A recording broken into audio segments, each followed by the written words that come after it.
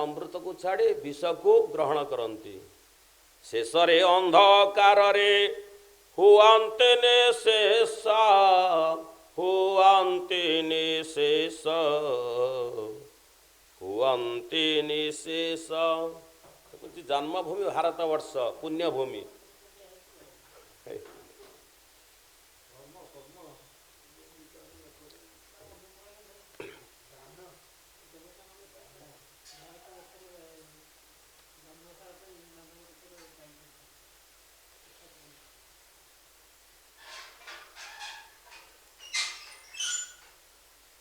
वेदा धर्म अनुसारे पुणि जेऊ जन आत्मशोधे न करेऊ जे हो संपादन। आत्मघाती गण मध्य गणा से हुआ है पापी मानंकरे मोहा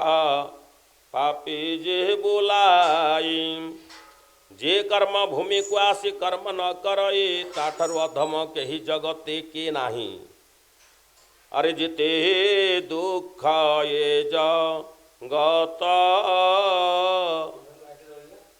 मध्य रहे अछि से जन समस्त भोगे शास्त्र रे रहिछि भोगे शास्त्र रे रहिछि। कर्म फल भोगी शक्ति शालिनी भारती। बास करे पाप कर्म करे जे संतति करे जे संतति। से कामधेनु को छाड़ी अर्क्य वृक्ष पासी खोजी बोलताए खेरा लभिबा मानसे पुनि विधातानंदन कहंती बुझाई। सुनासिर आदि जेते स्वर्गे छंती रही भारत भूमि को यही परि प्रशंसिण तहिरे जन्मिया पाई विचारती मन। एथे विषय जहा अच्छी कारण ताह मध्य कहवा तुम्हें अग्रतरे शुण आहे अग्रतरे शुण अग्रतरे शुण। इंद्र आदि जेते अमरपुर बार स्वर्गपुर इंद्र देवता माने चिंता करते आम भारत वर्ष थे जन्म हूँ कि देवता माने मानव रूपी है कि जन्म हूँ कि। इंद्र जम आदे पादे बसी से ही तथापि अच्छाई भोग खेय भय नाही। अति पवित्र अटये जे भारत वर्ष कर्मभूमि नामे ख्यात अटये त्रिदश। देवगणकर से दुर्लभ अटये तेणु लाभ करने को भावु थांती रही। जो पुण्यजन भारत रे जनमीण कर्मक्षय पाही चेष्टा करे पुण पुण सही देवता केवल मानव रूप जन्म लभिण थाए भारत भूमि रे। फल लाभ वांछा करी परलोके मने जो नर प्रवर्तय कर्म अनुष्ठाने सत्कर्म करुथाए आलस्य तीजिण। विष्णु को तहिर फल करई अर्पण विष्णु प्रीति अर्थे फल अर्पण करिले तहिरु अक्षय सुख लाभ हुए भले। तहिरु अक्षय सुख लाभ हुए भले।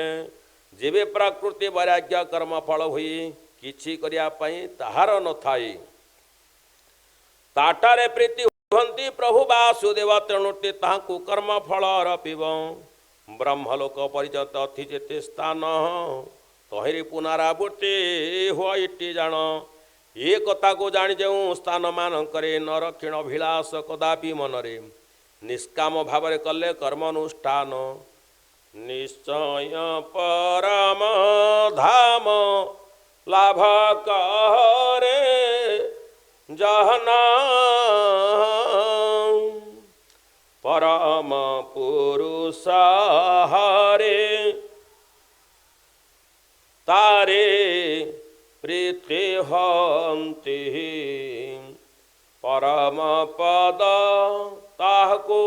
अर्पण करन्ते वर्ण आश्रम रे कर्म त्याग जे करई पंडितंक मतरे से पतित हटई सदाचार परायण हुए से ब्राह्मण ब्रह्म तेज ताठारु बढ़े दिनु दिन नारायण ताहा प्रति तृपत हुअन्ति इह परकार से लभई सुख्याति तेणु वासुदेव पादे करिले भजन अक्लेशरु सब पापो मुक्त हे भजन प्रभु ठारू भिन्ना भिन्न जगते के नाही यथार्थ भावरे कहूछि तुम्भंकु बुझाई ब्रह्मरु आरंभ करे तृण जाए स्थावर जंगम सृष्टि जहा देखा जाए ता सब अटै वासुदेवंक स्वरूप तांकटर भिन्न हुई नाही किछि स्तूप सही ब्रह्मा सही शिव सही देवगण दानव पर नंग सिद्ध साध्य जे चारण अधिक कहिबे किस मु तुम्भग्रतरे वासुदेव भिन्न किछि नाही ए संसारी तांक ठारो बड़ सान आज कहे नाही सिहि बांचा कल्प तरु जगत गोसाई यह जानी भक्ति भरे ताहंकु जे जन प्रणाम करिण करे पूजन बंदन सकल पापरु से मुक्तल भाई अंत काले विष्णु लोके जाहि विश्रामयी तेणु सुज्ञ जनको मु करे निवेदन श्रीहरि पयरे दिवा निषेधिय मन तांक बिना गति मुक्ति जगतरे नाही क्षेत्र मोहन से पाद ध्यायिण लेखई इति श्री बृहत् नारद पुराणी पृथ्वी संस्थान वर्णने नाम तृतीय अध्याय चतुर्थ अध्याय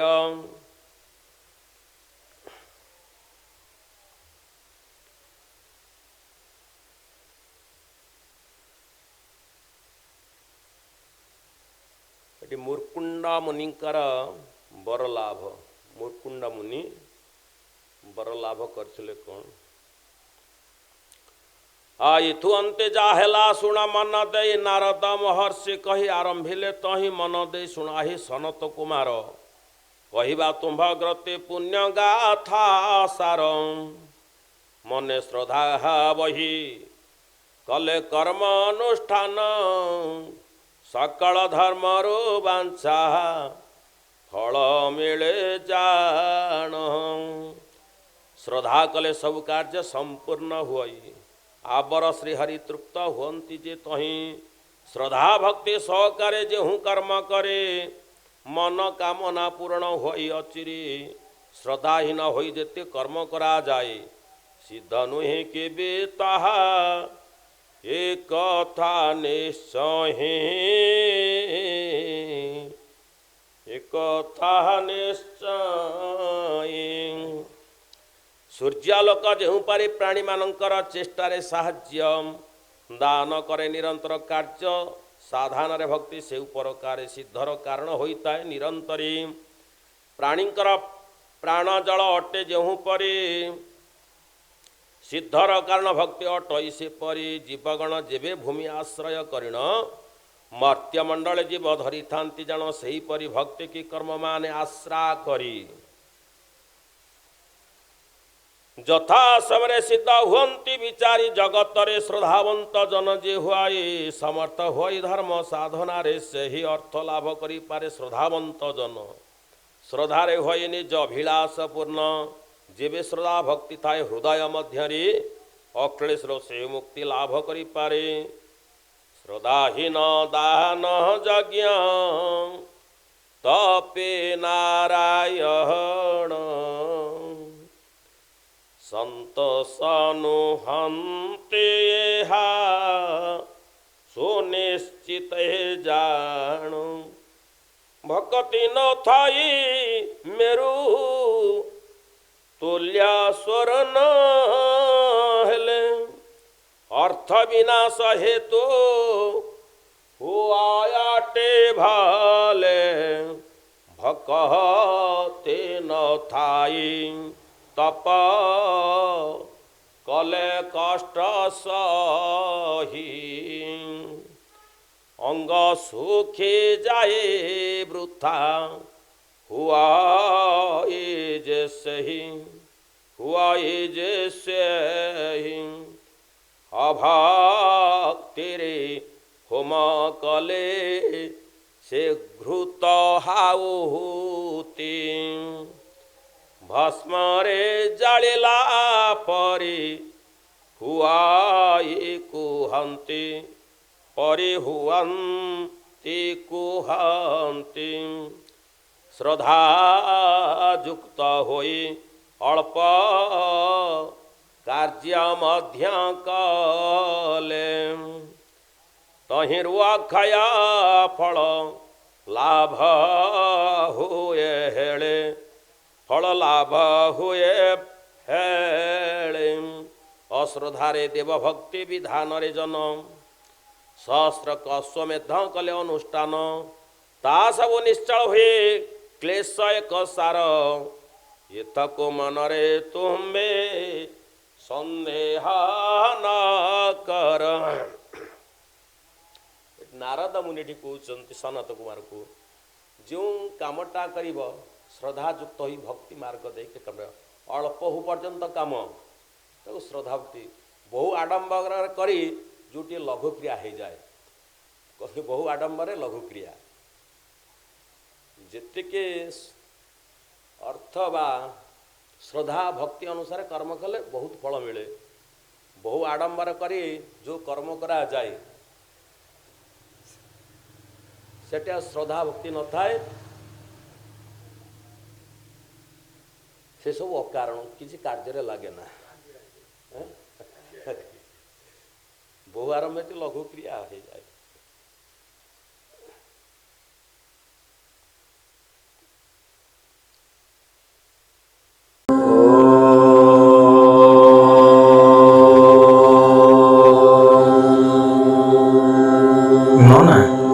आध्यात्मिक ज्ञान कथा